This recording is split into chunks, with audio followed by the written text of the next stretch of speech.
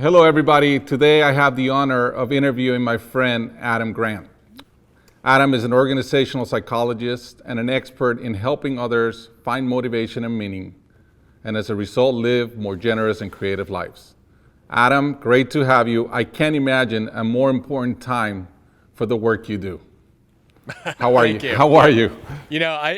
I appreciate that. I'm also thinking, I feel like I could have done more good if I got into something related to immunology or, anything that could help with COVID. But I guess this is the next best thing. I know we're going to talk a lot about your new book, Think Again, but let's start a little bit more personal. How have you been? How is your wife? How are your kids doing? Thank you for asking. It's been, I think like for everyone else, it's been a year that's been a bit of a roller coaster ride. Uh, I I've been a big advocate of working from home for a long time, or at least giving people the flexibility to do that. I had never tried doing that while three kids were going through online school. So that's been a trip. But overall, I think we're very lucky, and it's been a pretty good year, all things considered. How about you? It's been decent. I have two seniors in high school, so I've kind of felt bad for them. This is I think senior year in high school is such a good memory year and marking year, but they're ready to go to college, and I'm pretty optimistic right now about the months to come. How about you? I'm starting to feel optimistic too. It's looking like good news is on the horizon. You know, this pandemic in many ways has been a bit of a sabbatical from our lifestyles, not from our lives, but our lifestyles. It's almost like our personal lives is like a boat that was never meant to be out of the water, and now it's out of the water, and we get to look at it. I'm curious, what are some of the things that you thought were essential in your life that no longer are, and that you are either going to do a lot less of or none of? I I basically have learned that I don't need to leave my house ever for anything. Is that what you want to do? I'm not. I'm obviously, I miss when I give a talk, right? Having a live audience. I miss seeing people at conferences, but I really, I really have not missed having to go anywhere. And I think, like a lot of people, I plan to travel a lot less than I used to. Let's talk a little bit about mental health, which I know you care about deeply, and I think the pandemic is going to tell untold stories about this. What are you most worried about as it relates to mental health in the future? I think, I think what I'm most worried about is that we're probably better at diagnosing and recognizing mental health challenges, but we haven't improved that much in actually treating them. And I think, culturally, there's still a tremendous amount of stigma associated with having mental health difficulties, right? You can tell someone that you went to the doctor because you hurt your leg, but if you're depressed or anxious or have any other reason to seek out therapy, that for too many people is something they have to hide, right? It's seen as a sign of incompetence or instability, as opposed to saying, you know what, your mind is part of your body, right? And taking care of that is at least as important as caring for your physical health. And I think that as an overarching problem prevents a lot of people from getting help. It prevents us from really understanding, what the most effective treatments are for different kinds of mental health problems. So I guess that's my biggest concern. You know, the optimism in me thinks that if enough people now are going to have to deal with this, it may become more mainstream in some ways, and that we can take this out of being a shameful kind of experience into something that we all kind of handle. I hope so. Yeah. I think it's a possibility. I think, if there are silver linings of COVID, one of them might be normalizing struggle. That we've just, and partially because you have a window into people's homes, right? Like, how many colleagues have you had with piles of dirty dishes in their sink where you say, "Oh, that's mine," or the other day I was on a Zoom call and I was in my office upstairs and the person on the other end said, "Your office looks really neat." And I tilted the camera down and there're just piles of mail everywhere, right? They're just not in the shot. And it's small moments of vulnerability like that.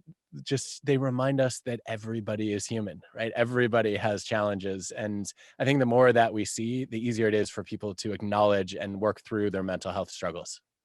What have you done personally to take care of your mental health? I guess one thing that I've thought about a lot through this pandemic is that I'm I'm long on meaning and short on happiness. Uh, I think they're choices we make every day. And Rick, you've spent part of your life sort of navigating this dilemma, right? Where you can choose the thing that's easy and fun, or you could choose the thing that's meaningful and hard. And I think I've mostly leaned in the latter direction, one of the things that the pandemic has made me realize is I haven't done a good job making joy a priority in my life. And this idea of having something to look forward to, right? Not just something that matters, but something that's exciting, is something I probably don't have enough of in my life. And so one of the things I've started doing is sitting down with our kids at dinner every week and saying, okay, when the pandemic's over, who do we want to see? What do we want to do? Where do we want to go? What's at the top of the list? Oh, we've been going back and forth. The kids loved a couple of the trips that we went on, and so they want to revisit. They're like, we have to go to Turks and Caicos again. I'm like, but we've already been to Turks and Caicos. Maybe we should go to Costa Rica or Iceland. And so we're trying to negotiate that right now. Yeah. All right. Well, let's pivot and get into the book. It is my favorite of all your books. I really enjoy Think Again. It really spoke to the way I think, to the way I think our company thinks. And I highly recommend it if you're listening to this. But for those who have not read it, to me the basic premise is, and you talk about it, is in this fast-changing world, the cognitive skills of kind of learning and thinking are just not enough, and that we need this whole new set of skills of almost like rethinking and relearning. What drove you to do this research and write this book? Well, I'm thrilled that you liked it. I don't know if you just disliked the others or if you really enjoyed this one, but I'm glad it's your favorite. Yeah, we'll have to follow up on that one. I'm assuming you listened to it, by the way, on audio. No, I read it. Oh, you actually read it? Oh, interesting. Yes. I thought you were more of an audiobook guy. No, I'm not. I'm slow at both, so I retain a lot better the other way. Interesting. Okay, so I think I've had a lot of experiences that led me to want to write Think Again, but one of the pivotal ones actually happened in the winter of 2018. I went to a bunch of CEOs and I said, hey, obviously I think there's going to be a hybrid future of work where many people will get to work from anywhere part of the time. I'd love to run a remote Friday experiment where you give people one day a week to work from anywhere. And every single CEO I pitched said, no, thank you. They said, we can't open Pandora's box. We think our culture is going to fall apart. Everyone's going to procrastinate. Working from home will not work. And now a number of those CEOs they've actually announced that we're going to be permanently remote workforces. And I'm thinking, you could have had all of 2018 and 2019 to practice on Fridays to figure out how to get productivity and collaboration and culture going remote before this pandemic forced us all to rethink. And Rick, what was so funny to me about this is we already had good evidence that people could do this, right? Pre-pandemic, there was a great experiment at a call center in China showing that people were about 13.5% more productive from home. They were half as likely to quit. And that was full-time. I'm like, this is just one day a week. Give people the flexibility. And so at some point I run into that brick wall and I say, okay, my job is to think again. And I'm having a really hard time getting other people to do it. Why is it so difficult, and how do we change it? So it's interesting. First of all, guilty as charged. You did not ask me that question, but I would have given you that answer. And I have changed my mind about it. Wait, how have you rethought it? We're going to figure it out. I think there's too much dust in the air, so we're going to experiment a lot. We're going to try different things. We're going to make them a revolving door kind of decision, and we collectively will figure out what's the right balance between all the things we're trying to balance coming out of it. I can tell you it won't be the same. It will be different, and it will change and evolve like everything does. But in many ways, the basic thing I think you're fighting against is like this notion that people are set in their ways. Is that really at the core of this? Yeah, I think so. And, it's easy to look around and see people who are kind of too attached to their routines, to their habits. But I think behind those, right, are a bunch of mental routines that stand in the way of changing our behaviors. And I think that, there are a lot of reasons why people have a hard time changing their minds. I think sometimes it's what's called cognitive entrenchment, which is where you have so much experience doing things a certain way that you don't even see the assumptions you're making. And you just take for granted, well, this is the way we've always done it. In other cases, it's much more ego-driven. I don't want to admit that I was wrong, because then I've probably made a bunch of mistakes and I'm going to feel a little bit embarrassed by that too. And I think for a lot of people, it's just saying, hey, you know what? I prefer the comfort of conviction over the discomfort of doubt. And Rick, part of what I want to do is I want to encourage people to adopt the exact mentality you just described, which is to say, you know what, we don't know yet, so we're going to run experiments. That's how you stay open-minded. Were you, how much of this book is about almost like self-prescription? How much of it is you're trying to get better at thinking again, or how much is it the opposite? You know me too well. I think it's a little bit of both. I think some of the moments I'm proudest of in my life have been moments when I rethought very quickly, and I was able to pivot. I think a simple example is when I was supposed to write a book proposal for my first book, Give and Take, and I got so into it that I accidentally wrote the whole book. Which is not something I recommend to anyone. Yeah. I got so excited about the ideas, and I'd been doing this research for a decade already, and I had a lot of the material in my head, and I just ran with it. And I spent the summer and I wrote the book and I sent it to my agent, and he said, "This is so bad that I don't even think your academic colleagues will read it." And I had to throw away over 100,000 words, but I did it quickly. And he said, just write like you teach. Don't write like you do research. And all of a sudden it clicked. I'm like, oh, that's the book I'm supposed to write. And that was a great moment of rethinking. It was a much better book afterward. It changed the way that I communicate. And, it sort of opened a door to this, this different career I have now of sharing ideas outside of universities. And on the flip side of that, the moments I've most regretted in my life are moments when I failed to think again. I've had so many experiences of just sticking to my guns when I should have been flexible. And so there's some research going on here, not just research. That is very interesting. I think we've all had a lot of research in this last year in a beautiful way. In Give and Take, it was a bit more of a binary argument. There's the givers and the takers. And I think when you did originals, it was more examples that you were trying to play. You used a very defined framework for this book, which I think is a really interesting way of thinking about people. Tell us about that framework and how you got to it. Yeah, it was a little bit of a... So yeah, Give and Take was very much anchored in, what's your style of interaction? Are you a giver? Are you a taker? Or do you hover somewhere in between as a matcher? And I felt a little bit constrained by the framework. And so when I wrote originals, I said, okay, I'm going to start with a question, not a model. And then I felt like that was a little bit too loose. And it wasn't as clear what the thesis or the cohesive message was. And so when I sat down to write Think Again, I said, okay, I want a framework that I can work with, but that stays flexible as opposed to forces me into one way of viewing the world.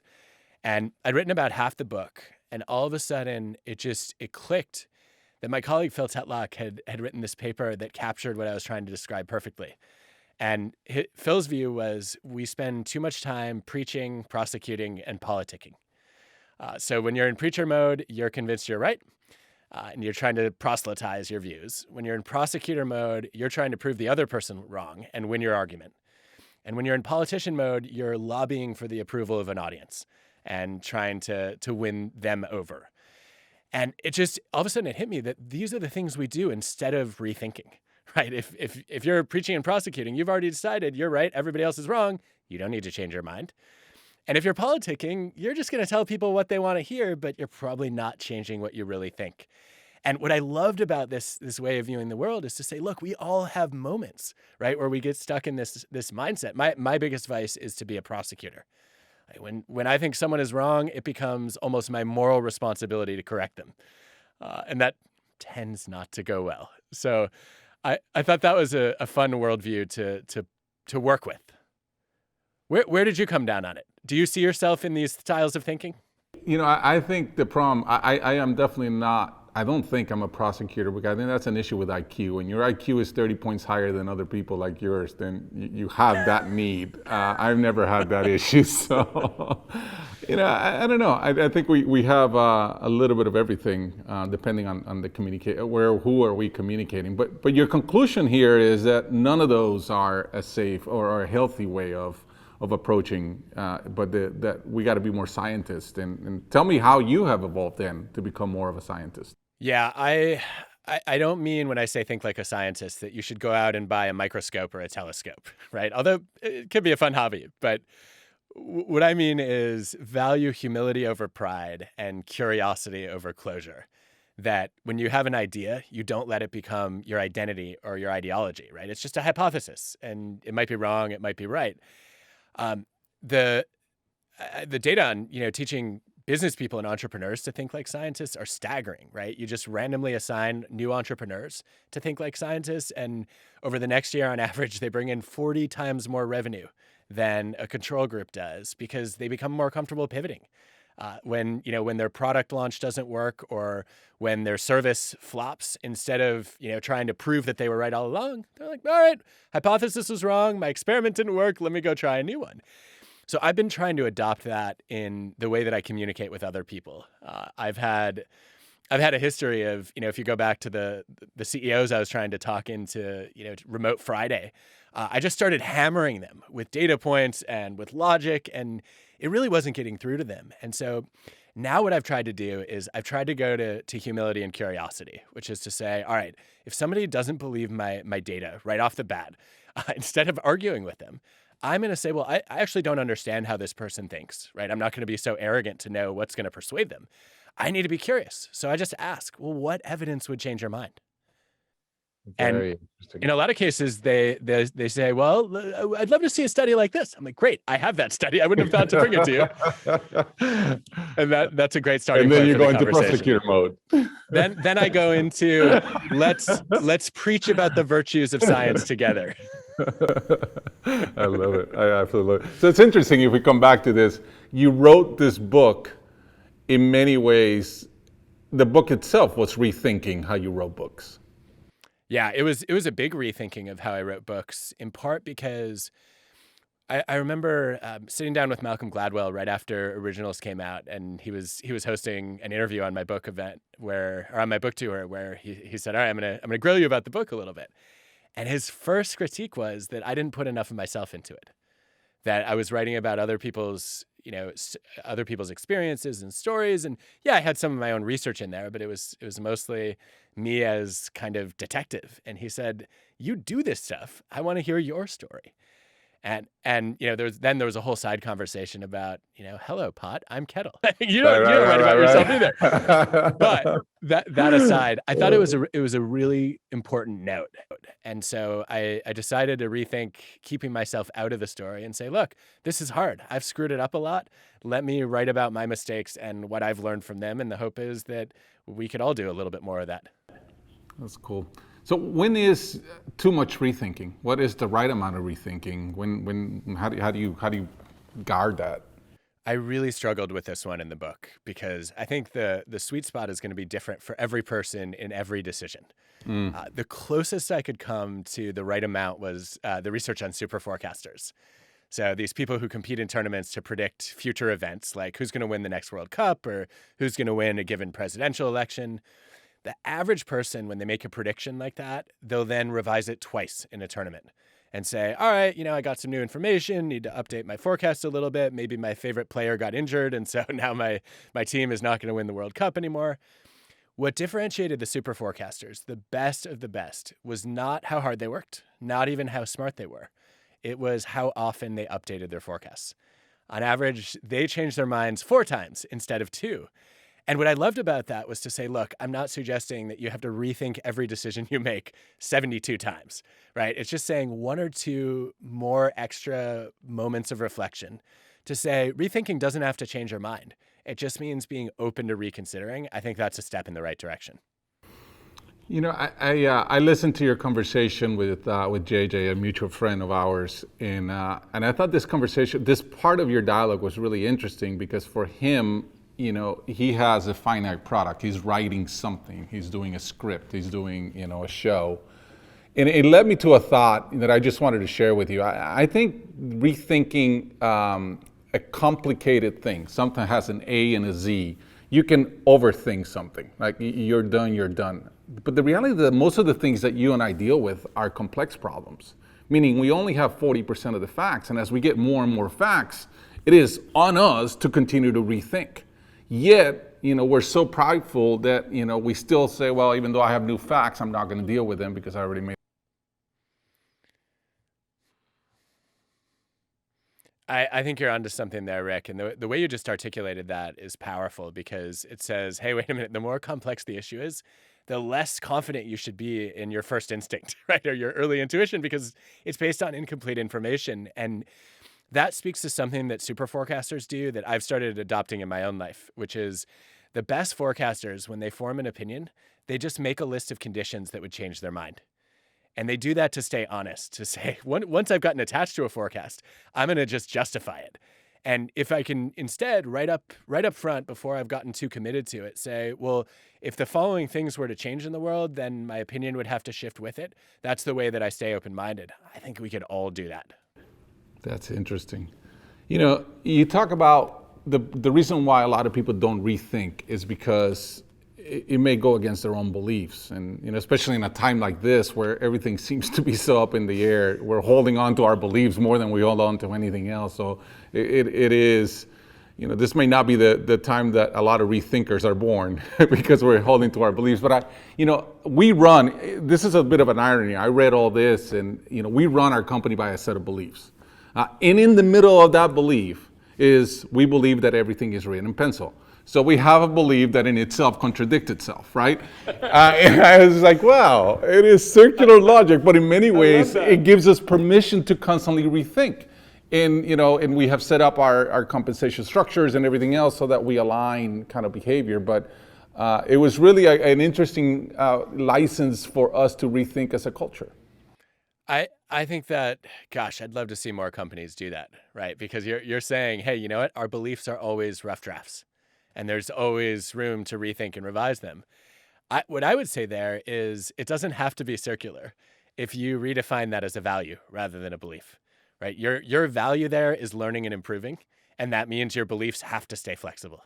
Yeah, I had a debate with somebody between, difference between value and beliefs, and I concluded that it's just the meaning we give the word, right? It's like the word can mean whatever it means to somebody. For us, a belief is something that we choose, versus a value is something, it's more of a verb than a noun.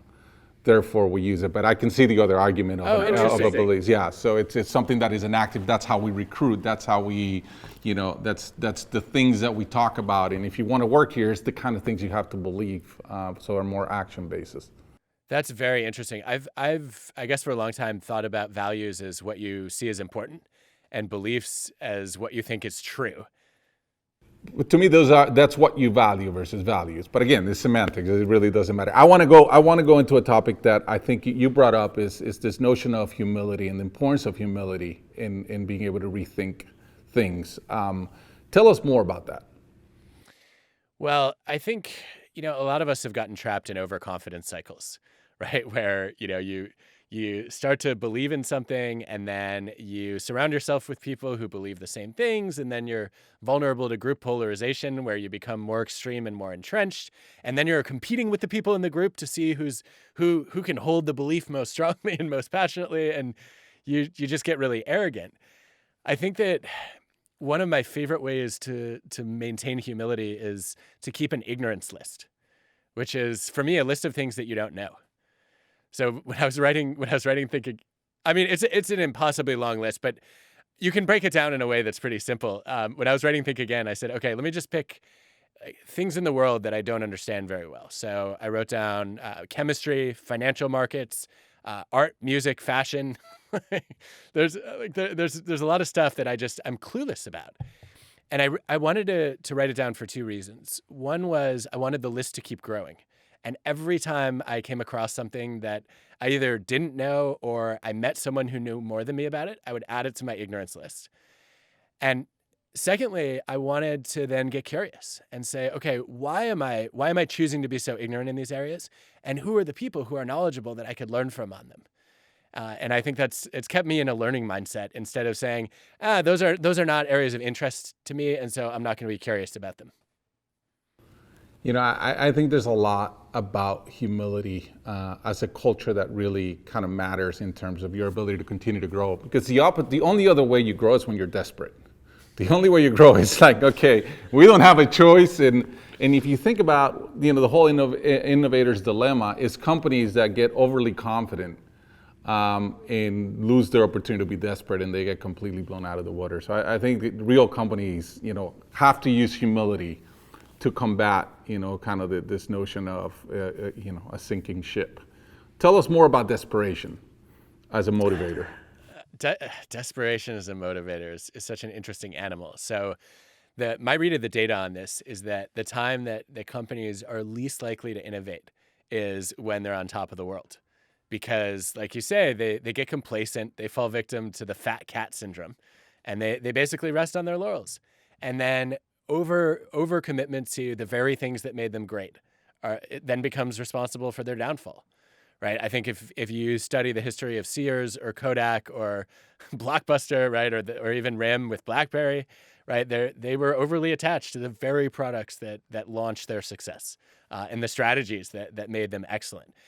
And I think the flip side of that is desperation, right? When your back is against the wall, when you have no Slack resources, when you have to change in order to survive and succeed, that's when you really throw everything against the wall and say, all right, I've got to rethink, because you know what? If I don't, we are doomed. Right. So how do you bring that urgency? I think is through humility. I think that's is what you're bringing in, is that innocence.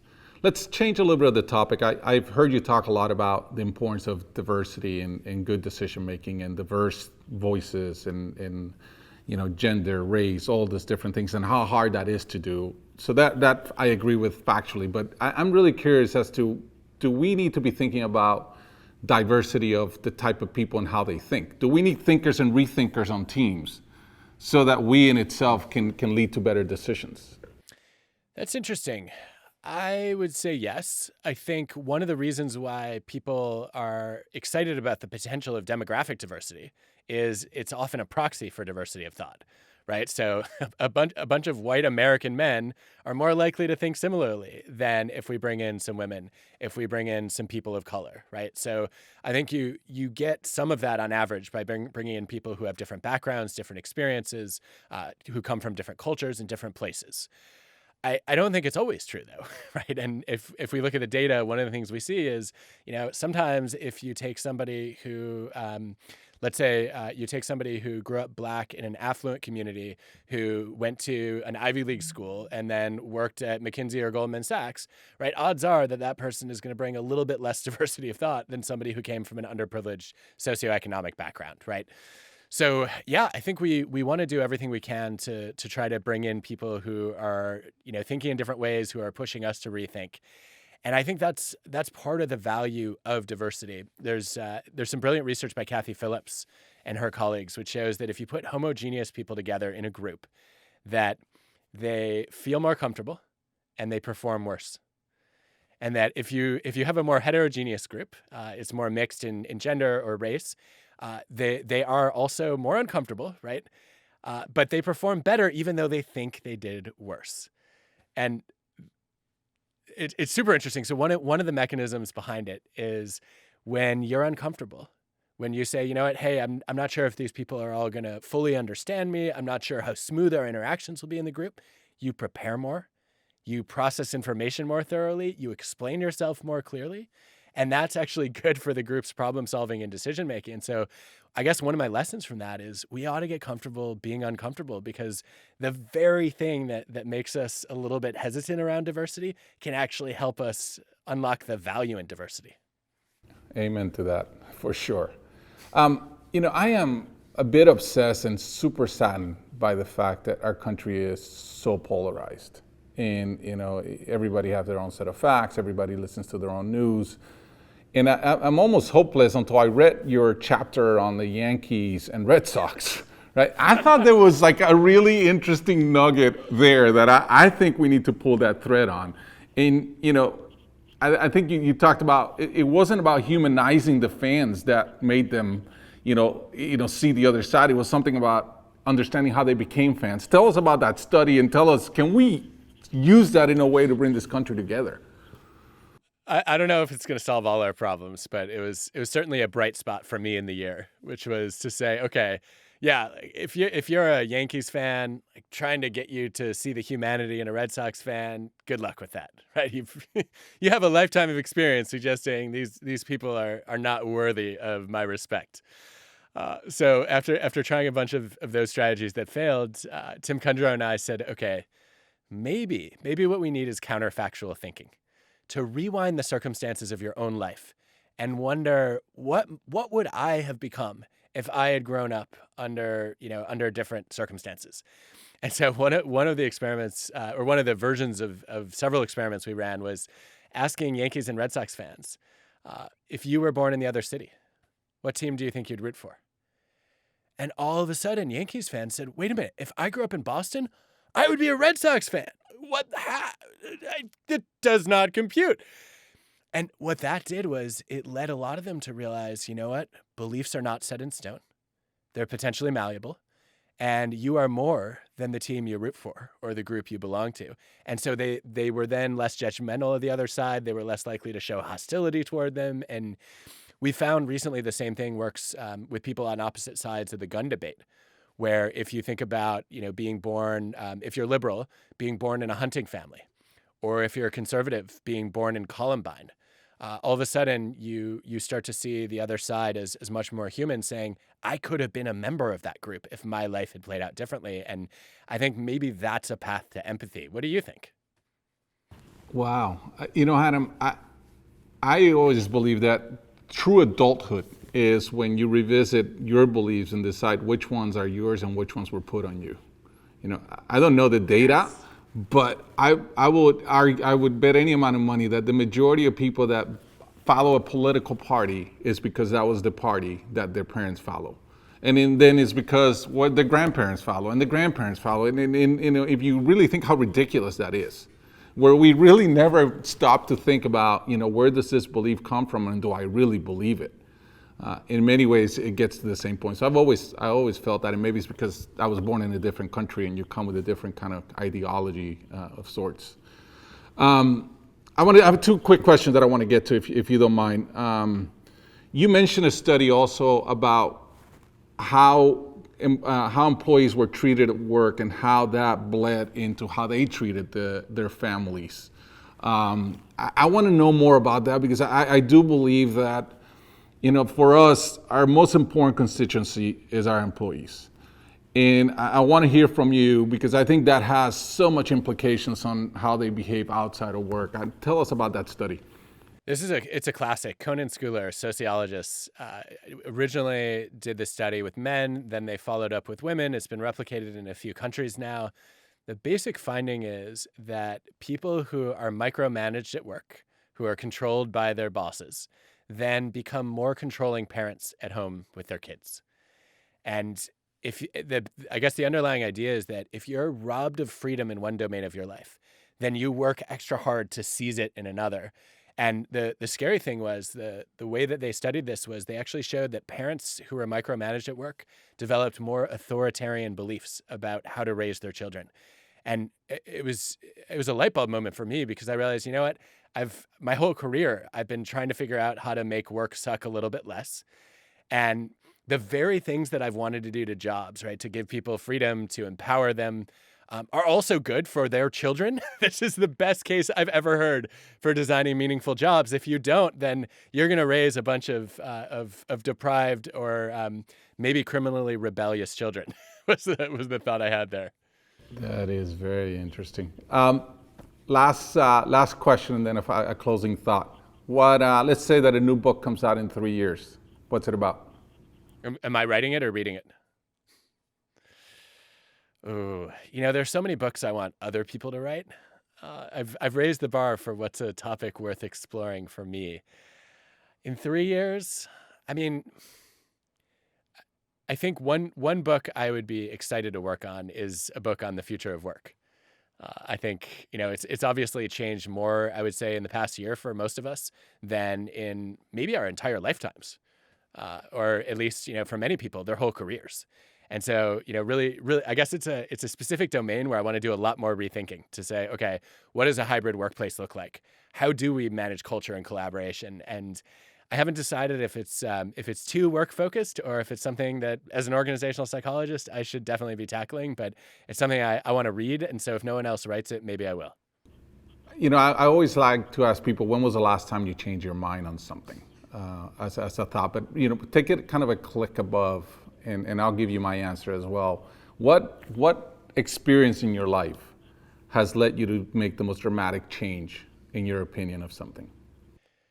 Honestly, I was one of those kids who, are you familiar with DARE, the program in schools to get kids not to use drugs? Yeah, so I remember in elementary school, I was the kid who DARE was designed for. Like I was the teacher's pet. I sat in the front row. I wanted to get perfect grades. I remember getting called to the principal's office. I found out I wasn't in trouble, but I still cried. Like I really wanted to fit in and respect authority. And DARE worked wonders on me. I came out of that program thinking drugs aren't just dangerous, they're morally wrong. Like alcohol, horrible thing in the world. And I think I had this ridiculous moral attitude that anyone who ever consumed any kind of substance was a bad person. And then my best friend in high school started drinking. And it completely shifted my view because I knew he was a great person and had rescued me from bullies and really been there for me in a way that I never imagined a friend could be. And so after seeing that, I realized I had to radically rethink my views. That is excellent. How about you? For me, has been parenting. I was raised in a reasonably good household with good parents, but I knew that I was going to do some things differently and some things the same. I was surprised at how much was the same, right? Like even the things you complain about. And then my wife brings her own set of, beliefs around raising kids. And we thought, between both of us, reasonable people, we would come up with the right formula. And, most of the things we believe going in, especially as you get into the teen years, you kind of blow up and you realize that you have to rethink everything about parenting. So I've always viewed that the role of being a parent has been super humbling. In many ways, it has been desperate at times, but it's made us really build this muscle of rethinking, which I think it bleeds into our work, it bleeds into the rest of our lives. Rick, what's an example of something about parenting that you've rethought? Oh gosh, everything almost, Adam. I have two kids that are very different themselves. And my son and my daughter, I love them to tears like every parent does, but we have to parent them 180 degrees differently for us to be, so there's not one parenting. It is really very individual. And what helps my son be the best version of himself is the opposite of what helps my daughter. So it's almost like you speak two languages in the same house. And they're like, well, why do they do that? Why can they do that, right? It's not a simple one, but I love it. It's been such a good journey. Listen, Adam, I am so appreciative of your knowledge, of your time, of your friendship. This has been great. I can't wait for the next book. Go solve another big problem and teach us a lot. And thanks again, very humbled. No, thank you, Rick. It's been great to be here. I think the world needs more leaders with your humility and curiosity. And I think the way that you make rethinking sound like fun as opposed to a lot of work. And that's what we need. You're a good man. Be well. Stay safe. Great to see you. You too.